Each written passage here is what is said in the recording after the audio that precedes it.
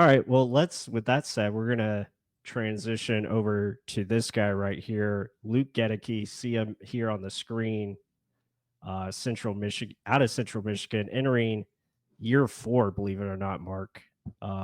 It's crazy that he starting at guard and now they moved him out to tackle that last game in his rookie year. And a lot of us thought, you know, a lot of us thought it was not going to be good. Like Right. he was going to struggle, Just because like awful pick. yeah, because again, he was, 6'5", 312 pounds. He had short arms, less than 33 inches. But when we turn on the tape here, I mean, the guy's just good. And we're going to see him here in the run game to start off, and just does a really good job of getting his body in position where he needs to be and being able to push guys out of the way. I think he actually got called for holding on this play. I don't know why. I didn't see a hold, but he did a very good job of just getting underneath the defensive tackle. He gets underneath his armpit here, and he just drives him towards the other way. And good job here by Cody Mock as well. They work so well together. Him and Cody do a Yeah, very good job. And again, Bucky doing Bucky things, getting away from people. So yeah, a lot of fun there. yeah, he just displaces people very, very well. Like he just drives, continuously drives through the play.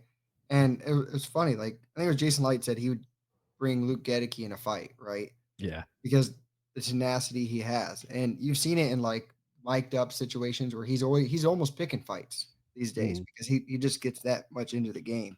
Again, going from a guard to a tackle, like the drastic transition or drastic change from a guy that looked like he didn't know anything he was doing as a guard, and he gets back to his natural position at right tackle and just flourishes like immediately. Yeah. And yeah, showing functional mobility, showing the strength to push guys off a spot, getting to the second level against here, Fred Warner. Like that, I mean, that's just understanding where you need to be, helping guys out, and then holding, maintaining. Look at that. He's the one that broke it out to get him an extra 3-4 yards. Like Luke Gedeke is very consistent. Let's be honest about that. Like when he was out, um, Baker Mayfield got sacked 5 times in one Mhm. game. So Yeah. Luke Gedeke is a very, very consistent staple in this offensive line, and it's very rare to have two bookends like how we have with Tristan Wirfs and Luke Gedeke. Yeah, for sure. I mean, Luke is just, again, he has risen his game every year. It seems like he just continues to get better. Super athletic for his size and the ability to move people, get them off their spot to create space for your running backs is really impressive. And he finishes blocks like here. This is really good movement skills to get on 56. Like 56 isn't slow. So the ability to get out in space, lock him, and then stay in with transition as he's moving the other way, that's pretty special to have guys like that that can help you be, versatile in your run schemes. That's why, because you have guys like this. Yeah, the tenacity shows. Like he knows where he needs to get to, and he gets there in a hurry. And like you just said, he stays engaged the whole time. Like you're 9-3, get pushed back immediately. Give Cody Mock some credit too. Like, look how quickly he transitions into this. Bang, bang, right? Help Yep. out Orgetic a little bit, then get to the second level. Like the offensive line overall is just damn good. I know we're talking about Luke Gedeke, but damn, that was nice work right there.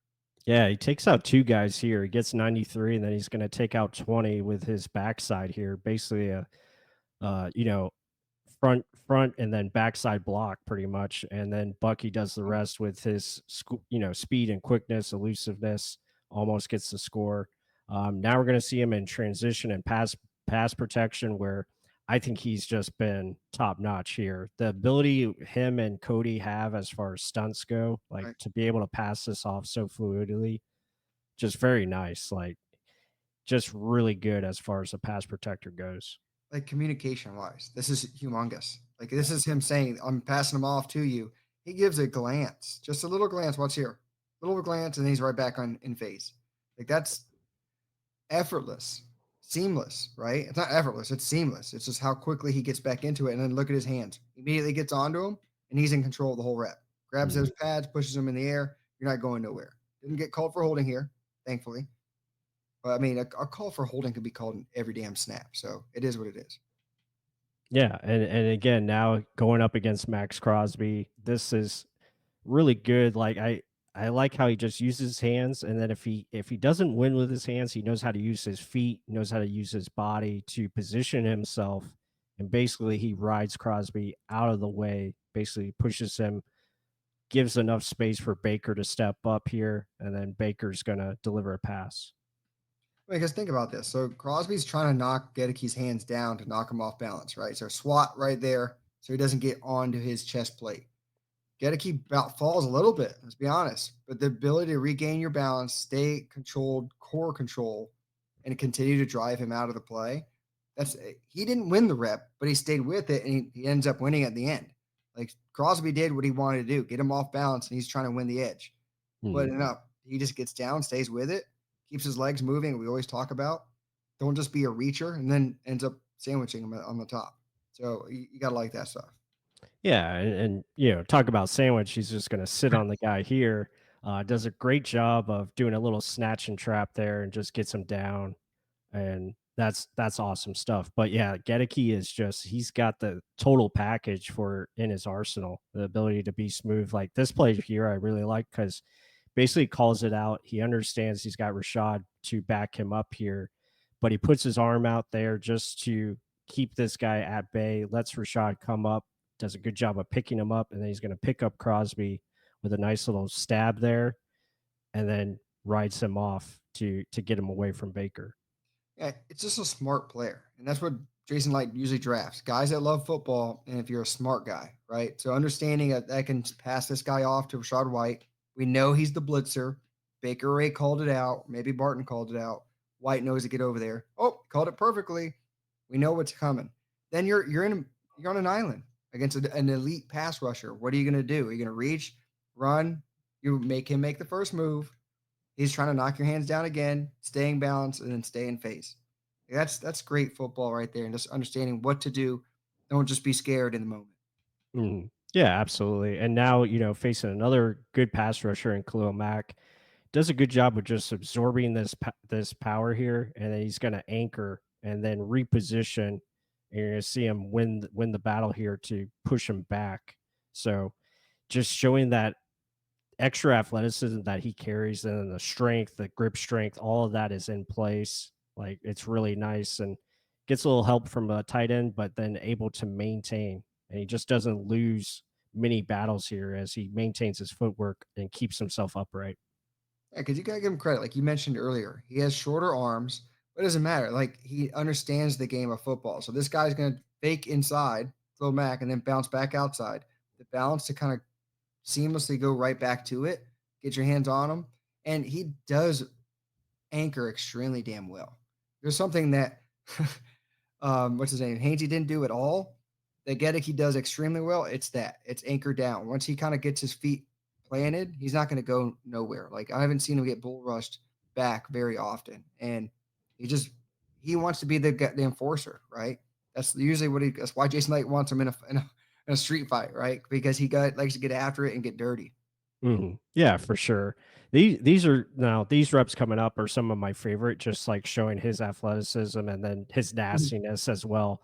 Like being able to find work. He understands, Kadon, he's blocking someone on his own. He's going to go over there, make sure the guy's down. So, and then here, like just showing the transition to get back on the big guy. Like he's pushing this guy in, understands, okay, 58's coming around. I still have the agility and athleticism to get back and make sure he stays off of Baker. 58 is a big boy. Yeah. If that gets to Baker, look out. Yeah. Yeah. And then same thing here, just showing that athleticism, passing a guy off, and then being able to reestablish his feet. So he's got really good feet. Like the footwork is top notch. The ability to get back, stay wide, and then recover to pick up number 97 here. That's really impressive. I mean, think about this in a basketball term. I know like the draft is going on and everything. Watch his drop step. So he's going left. He sees 97 in the corner of his eye. Watch him plant his left foot and then drop his hips to the right. At 300 something pounds, 315 plus pounds, that's insane. That is insane to not fall, trip over your feet, or have 97 push through you. Like, look at that. That Yeah. That's beautiful. Yeah, it's crazy. I mean, I would have definitely have fallen, but just show like just the power that he displays. Now, his matchup, now this was his first game back coming off the concussion, but Carl Granderson did give him some trouble in this game because he likes to use that long arm. And I will say the long arm sometimes gets him because guess what? He has shorter arms and he just can't get his hands on you.